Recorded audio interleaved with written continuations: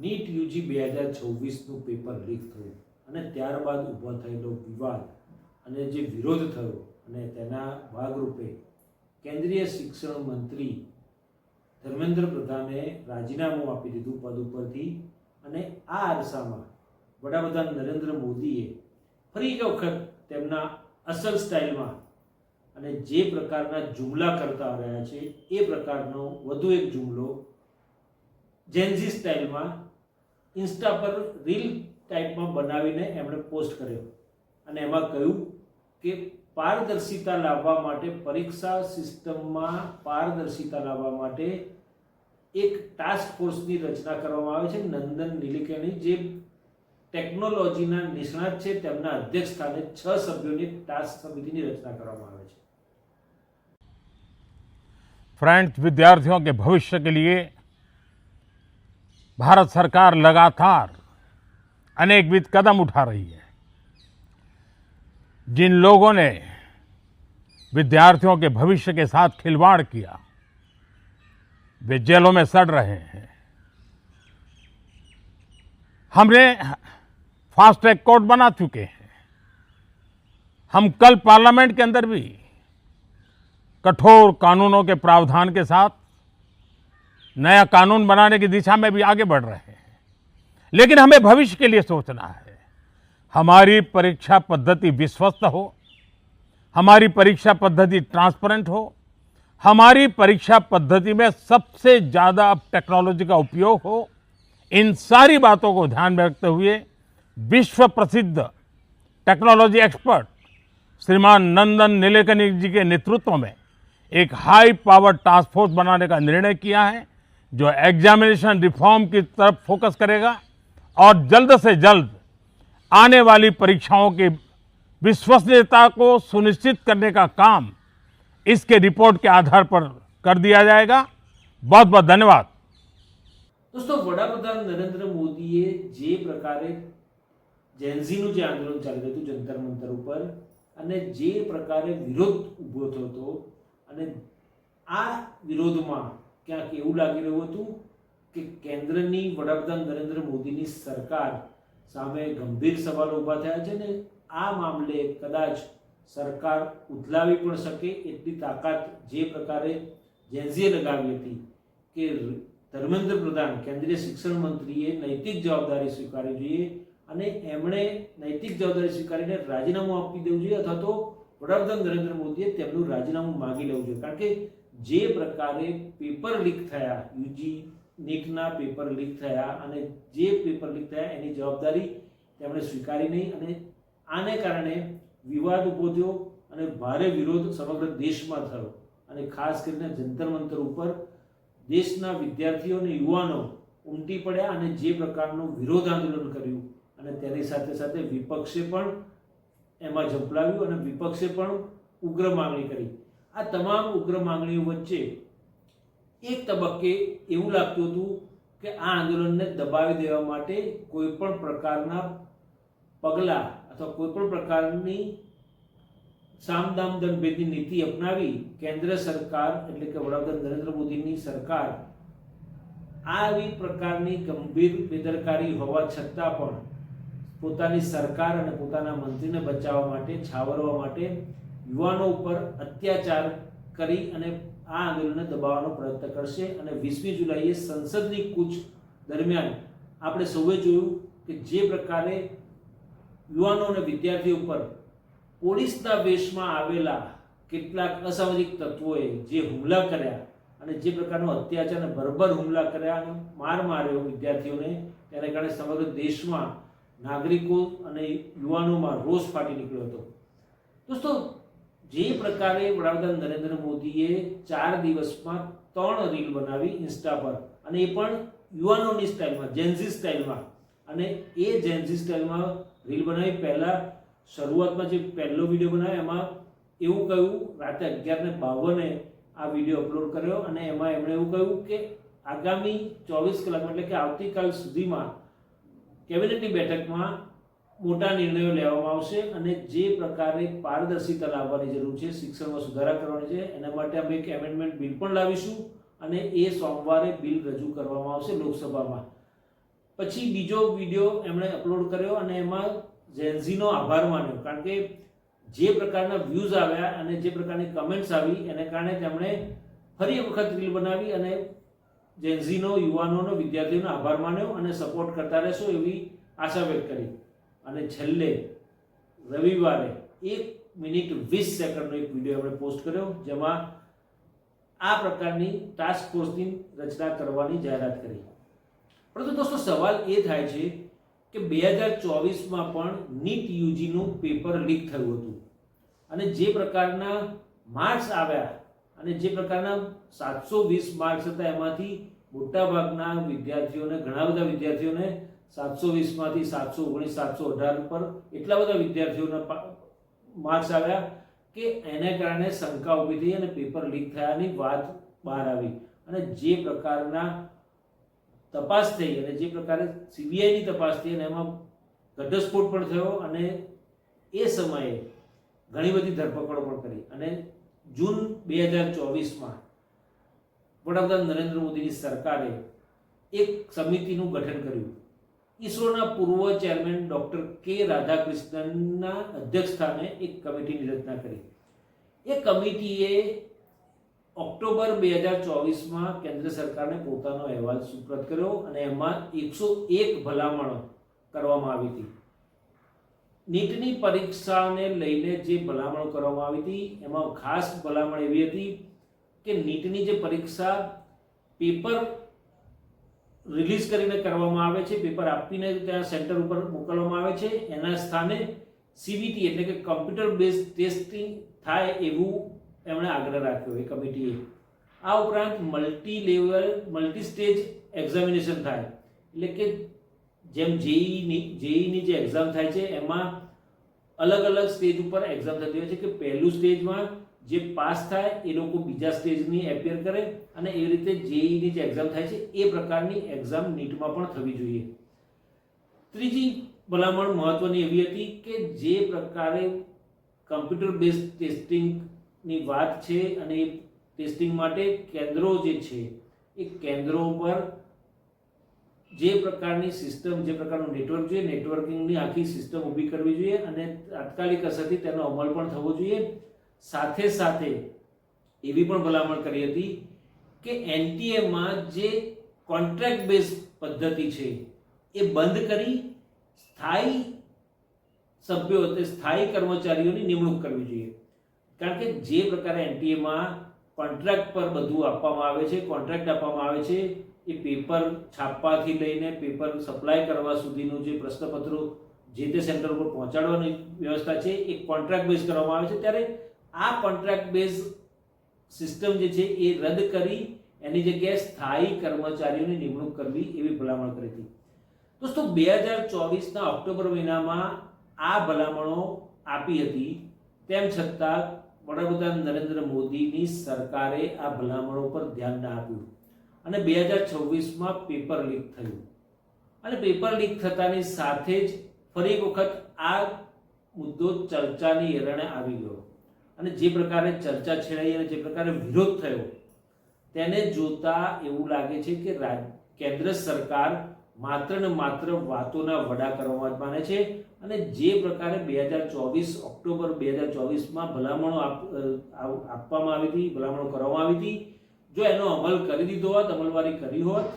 તો કેન્દ્ર સરકારે આ દિવસ જોવો ના પડ્યો. પરંતુ કેન્દ્ર સરકારને તો માત્ર પોતાની અને પોતાના વડાપ્રધાન નરેન્દ્ર મોદી વિશ્વગુરુ બનાવવાની જે લાય છે એમાં જ વધારે ઓતપ્રોત હોય એવું લાગે છે. કારણ કે જે પ્રકારે કામગીરી થવી જોઈએ, પરીક્ષા શુદ્ધિકરણની કામગીરી થવી જોઈએ, શિક્ષણની જે પ્રણાલી છે એમાં સુધારા થવા જોઈએ અને કાયમી સુધારા થવા જોઈએ, એ કશાક કર્યા નથી અને કરવામાં માનતી પણ નથી સરકાર એવું લાગી રહ્યું છે. કારણ કે નીટ 2026નું પેપર લીક થયું અને સુપ્રીમ કોર્ટમાં મામલો ગયો ત્યારે સુપ્રીમ કોર્ટે પણ આ જ સવાલો ઊભા કર્યા હતા કે 2024માં જે કમિટીની રચના કરી હતી, જે કમિટીનું ગઠન કર્યું હતું, એ કમિટીના ભલામણોનું શું થયું? ત્યારે કેન્દ્ર સરકાર તરફથી સોલિસિટર જનરલ તુષાર મહેતા એવું કહ્યું કે કેન્દ્ર સરકાર એની પર કામ કરી છે અને ઝડપથી આની પર અમલવારી પણ થશે. તો સવાલ એ થાય છે કે જો આ કમિટીની ભલામણો સ્વીકારી અને એના પર કામ કરી રહી હોય સરકાર, તો પછી નવી કમિટી, નવી ટાસ્ક ફોર્સ રચવાનું કારણ શું, એ મોટો સવાલ ઊભો થાય છે. કારણ કે જે પ્રકારે કેન્દ્ર સરકાર કે કોઈ પણ રાજ્ય સરકાર કોઈ પણ વસ્તુ બને, કોઈ ઘટના બને અથવા તો કોઈ એવું પેપર લીકનો મામલો આવે ત્યારે ચોક્કસપણે નવી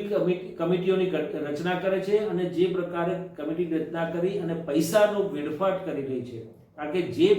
કમિટીની રચના કરે કમિટીને પેમેન્ટ તો કરવાનું જ હોય. એ પેમેન્ટ કરવાનું હોય ત્યારે કમિટીને જે પેમેન્ટ કરવામાં આવે કેન્દ્ર સરકારના મંત્રીઓ કે વડાપ્રધાન પોતાના ખિસ્સામાંથી નથી આપતા, પરંતુ કેન્દ્ર સરકારની તિજોરીમાંથી જાય છે. તિજોરીમાં એ પૈસા દેશના નાગરિકોએ ટેક્સ ભર્યા છે, જીએસટી ભર્યો છે, એમાંથી ચૂકવવામાં આવે છે. ત્યારે નવી ટાસ્ક ફોર્સ રચી અને ખોટે ખોટો પૈસાનો વેડફાટ કેન્દ્ર સરકાર કરી રહ્યો એવું લાગી રહ્યું છે. દોસ્તો, જે પ્રકારે છેલ્લા 10 વર્ષમાં એવું કહેવાય છે કે 152 જેટલા પેપર લીક થયા અને જે પેપર લીક થયા એમાં જે તપાસ કરવામાં આવી, જે પ્રકારનો તપાસ કરાઈ, ધરપકડો થઈ અને જે કાર્યવાહી કરવામાં આવી, એ કાર્યવાહીમાં ક્યાંક ને ક્યાંક કચાશ રાખવામાં આવી. એનું એક આપણે ઉદાહરણ આપું તમને તો 2024 પર જે પેપર લીક થયું હતું એમાં સંજય કુમાર નામનો, એટલે કે ઉર્ફે સંજય મુખિયા, જે મુખ્ય સૂત્રધાર હતો પેપર લીકનો 2024ની નીટ યુજીની પેપર જે લીક થયું હતું એમાં મુખ્ય સૂત્રધાર હતો. એની ધરપકડ કરી, કાર્યવાહી શરૂ થઈ અને જે પ્રકારે એને જામીન પણ મળી ગયા અને જામીન પર છૂટી પણ ગયો. અને આ જ્યારે નીટ 2026નું પેપર લીક થયું એનો મામલો ચાલતો હતો એ દરમિયાન સીબીઆઈએ તેને ક્લીન ચીટ પણ આપી દીધી, કારણ કે એની સંડોવણી નથી એવું કહીને એને ક્લીન ચીટ આપી દીધી અને કોર્ટ એને સામેના તમામ કેસ રદ પણ કરી દીધા. તો સવાલ એ થાય છે કે જો કેન્દ્ર સરકાર આ પ્રકારની ઢીલાશ રાખવા માંગતી હોય અને ઢીલાશ રાખીને જો આરોપી જે હોય એને છોડી દેવા માંગતી હોય તો પછી આ બધા નાટકો શા માટે કરે છે? કારણ કે કેન્દ્ર સરકારે 2024માં કાયદો બનાવ્યો અને જેમાં કાયદા પ્રમાણે જે કોઈ આવી પરીક્ષા, જાહેર પરીક્ષાના પેપર લીક થાય અને એમાં સંડોવાયેલો હોય તેને 3 થી 5 વર્ષની સજા અને 5 કરોડના દંડની જોગવાઈ કરવામાં આવી હતી. પરંતુ હવે જે એમેન્ડમેન્ટ આવવાનું છે, જે સુધારા વિધેયક આવવાનું છે, એમાં 10 વર્ષની સજા, કેદની સજા અને 10 કરોડ સુધીના દંડની જોગવાઈ કરવાના છે. જો કાયદો બનાવ્યો અને કાયદો અમલી બની ગયો છે તો પછી સરકારે એ કાયદા પ્રમાણે કાર્યવાહી કેમ ન કરી અને નવેસરથી જે એમેન્ડમેન્ટ આવવાનું છે એના પર કેમ કામ કરી રહી છે? ત્યારે આવા અનેક સવાલો ઊભા થાય છે. કારણ કે વડાપ્રધાન નરેન્દ્ર મોદી હંમેશા જુમલા કરવામાં એક્સપર્ટ છે અને જે પ્રકારના 2014 થી લઈને 2026 સુધીમાં જેટલા પણ એમણે વચનો આપ્યા છે, વાયદા કર્યા છે, માત્ર જુમલા સાબિત થયા છે. કારણ કે સૌથી પહેલા એમણે દરેકના ખાતામાં 15 લાખ રૂપિયા આવશે, તો 15 લાખ રૂપિયા શું, 15 પૈસા કોઈના ખાતામાં આવ્યા નથી. સાથે સાથે સ્વિસ બેંકમાં જે કાળું નાણું ફસાયેલું છે, કાળું નાણું છે, એ કાળા નાણાંને દેશમાં પરત લાવીશું અને વિકાસના કામોમાં રોકીશું એવી જાહેરાત કરી હતી મોટી. 100 દિવસની અંદર એ 100 દિવસના ખાસા એવા ટાઈમ થઈ ગયો અને એમણે રેકોર્ડ પણ બનાવી દીધો. ભારતના લાંબા સમય સુધીના કાર્યરત વડાપ્રધાન તરીકેનો એમણે જવાહરલાલ નહેરુનો રેકોર્ડ તોડી અને ઉજવણી પણ કરી, પણ તેમ છતાં હજી સુધી કાળું નાણું સ્વિસ બેંકમાંથી પાછું આવ્યું નથી. અને આટલું ઓછું એમ બેંકોનામાંથી લોન લઈ અને ઘણા એવા ઉદ્યોગપતિઓ છે, ઘણા લોકો છે કે જે બેંકનું કરી બેંકોને ચૂનો લગાવી અને દેશમાંથી ફરાર થઈ ગયા અને બધા ભાજપના શાસનમાં જ દેશમાંથી ફરાર થઈ ગયા છે. ત્યારે સવાલ એ ઊભો થાય છે કે જો સરકાર આવી બધી ઢીલી નીતિ અપનાવતી હોય અને કાર્યવાહી ન કરવા માંગતી હોય તો પછી દર વખતે પેપર લીક થાય પછી નવી કમિટીની રચના શા માટે? ત્યારે વિપક્ષો પણ આ મામલે સવાલ ઉઠાવી રહ્યા છે, યુવાનો પણ સવાલ ઉઠાવી રહ્યા છે. અને ખાસ વાત તો એ છે કે કોકરોચ જનતા પાર્ટી જે નીટ 2026ના પેપરનો વિરોધ કરી રહી હતી અને ધર્મેન્દ્ર પ્રધાનનું રાજીનામું માંગી રહી હતી, એ સીજેપીના જે હૈયાધારણા આપવામાં આવી છે એ હૈયાધારણાને પણ સરકારે પાળી નથી એવું લાગી રહ્યું છે. કારણ કે જે પ્રકારે વાયદા કરવામાં આવ્યા, સરકાર તરફથી વચન આપવામાં આવ્યું કે આંદોલન કરવામાં જેટલા પણ લોકો સામેલ હતા એ લોકોને કોઈને હેરાન કરવામાં નહીં આવે, એ લોકોની સામે કોઈની સામે કેસ કરવામાં નહીં આવે અને જે એફઆઈઆર કરી છે એ એફઆઈઆર ની કોપી એ લોકોને આપવામાં આવશે અને એ એફઆઈઆર પણ રદ કરવામાં આવશે, બધા જ કેસ રદ કરવામાં આવશે એવી જાહેરાત કરી હોવા છતાં પણ આજે ભાજપ શાસિત રાજ્યોમાં ઘણા એવા રાજ્યો છે કે જ્યાં નીટ 2026ના પેપર લીકનો જે વિરોધ કરી રહ્યા હતા એ લોકો, એ વિદ્યાર્થીઓ, યુવાનો સામે આજે પણ ભાજપ શાસિત રાજ્યોની પોલીસ દમનકારી વલણ અપનાવી રહી છે. અને એનું ઉત્તમ ઉદાહરણ બિહારના સિવાનમાં જે પ્રકારે વિદ્યાર્થીઓ આંદોલન કર્યા હતા અને જે પ્રકારે AK-47 નો ઉપયોગ કરવામાં આવ્યો, ગોળીબાર કરવામાં અને ફાયરિંગ કર્યું, AK-47 થી ફાયરિંગ કર્યું, ત્યારે સવાલ એ પણ થાય છે કે આપણા દેશના ભવિષ્ય ઉપર જો આ રીતે અત્યાચાર કરવામાં માંગતી હોય ભાજપ શાસિત સરકારો, તો ભાજપ શાસિત સરકારોને હવે ઉખાડીને ફેંકવાનો સમય આવી ગયો હોય એવું લાગી રહ્યું છે. કારણ કે જે રીતે આખી આ ઘટનાઓ બની રહી છે, વચન આપ્યા પછી કેન્દ્ર સરકારે જાહેરાત કરી હોવા છતાં પણ જો કેસ કરવામાં આવતા હોય, લાઠીચાર્જ કરવામાં આવતો હોય, ગોળીબાર કરવામાં આવતો હોય અને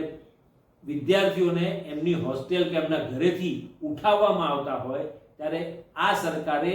ઢાંકણીમાં પાણી લઈને ડૂબી મરવું જોઈએ એવું લાગે છે. દોસ્તો, જે રીતે વડાપ્રધાન નરેન્દ્ર મોદી વિદેશના પ્રવાસો પર જ વધારે સમય વિતાવતા હોય છે, ત્યારે ચોક્કસ એવું કહી શકાય કે એમને દેશમાં લોકોને પડતી સમસ્યા ઉકેલવામાં કોઈ રસ નથી. એમને પોતાની છબી સુધારવી છે, એમને પોતાને અન્ય રાષ્ટ્રોના સર્વોચ્ચ સન્માનમાં જ વધારે રસ છે અને અન્ય રાષ્ટ્રોમાં જઈ અને મોટી મોટી વાતો કરી અને ત્યાં આગળ વસતા ભારતીયોને સંબોધી અને દેશમાં વિપક્ષોને, જે વિપક્ષો સવાલ ઉઠાવે છે એ વિપક્ષોને ત્યાં આગળ ગમે તેવા શબ્દોમાં આકરી ઝાટકણી કાઢવી છે અને માત્ર ને માત્ર પોતાની છબી અને પોતાના પક્ષની છબી સુધારવા માંગતા હોય એવું લાગી રહ્યું છે. ત્યારે જે પ્રકારની વડાપ્રધાન નરેન્દ્ર મોદીએ જાહેરાત કરી છે એ તદ્દન અયોગ્ય છે. કારણ કે જે ટાસ્ક ફોર્સ રચવામાં આવી છે એ ટાસ્ક ફોર્સ પણ આ જ પ્રકારની ભલામણ કરશે અને આ જ પ્રકારના ભલામણો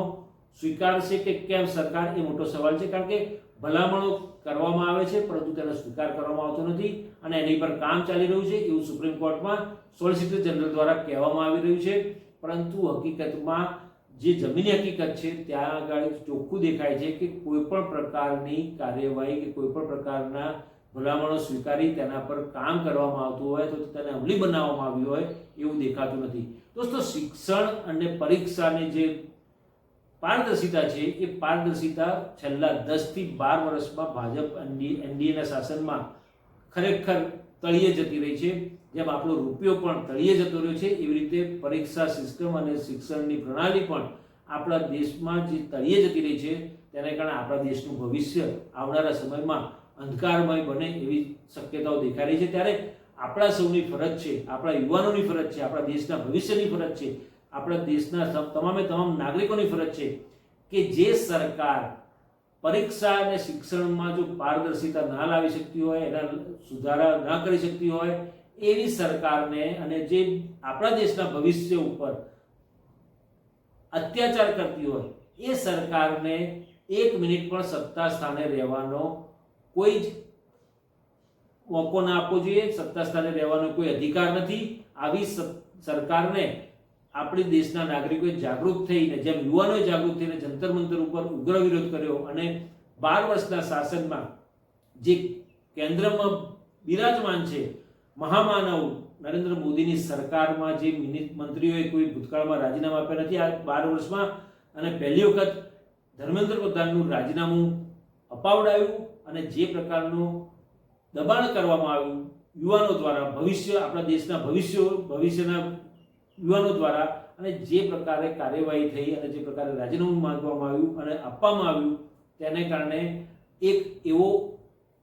એવું કહી શકાય કે આપણા દેશનું ભવિષ્ય આ લોકોના હાથમાં જશે, આ યુવાનોના હાથમાં આવશે તો આપણો દેશ ખરેખર સમૃદ્ધ થશે, આપણો દેશની નામના પણ વધશે. પરંતુ જો આ સરકાર હજી લાંબો સમય ટકશે અને લાંબો સમય આ પ્રકારની પરીક્ષા સિસ્ટમમાં ક્યાંક ને ક્યાંક ખામી રહેશે અને કચાશ રહેશે અને પેપર લીક થતા રહેશે તો આપણા દેશનું ભાવિ અંધકારમય ચોક્કસ થઈ જશે. દોસ્તો, આ વિડીયો આપણે કેવો લાગ્યો જરૂરથી શેર કરજો, લાઈક કરજો અને હા,